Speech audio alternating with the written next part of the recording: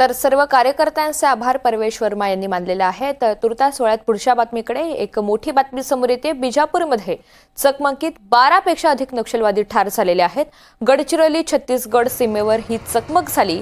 पंचायत निवडणुकीपूर्वी मोठी चकमक झाल्याची माहिती मिळते। बिजापूरच्या राष्ट्रीय उद्यान परिसरात ही संपूर्ण घटना घडलेली आहे।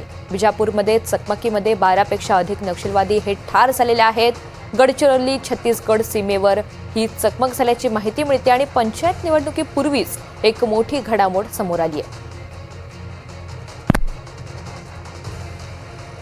प्रतिनिधी मनीष रक्षमवार आपल्याला या सगळ्या संदर्भात अधिकची माहिती देणार आहेत। मनीष, बिजापूरमध्ये चकमकीत 12 पेक्षा अधिक नक्षलवादी ठार झाल्याची माहिती मिळते, काय अधिकचे अपडेट्स आहेत?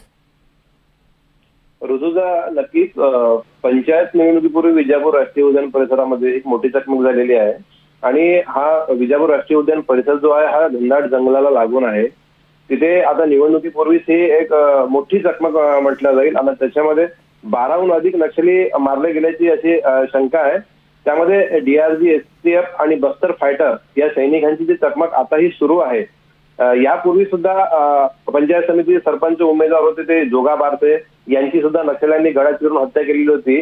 त्यामुळे नक्षल्यांचा एक प्रकारचा या एरियात आतंक दिसून येत आहे। ऋतुजा, निश्चित, मात्र जवानांनी सुद्धा त्यांना तसंच उत्तर दिलेलं आहे। धन्यवाद सविस्तर माहितीसाठी।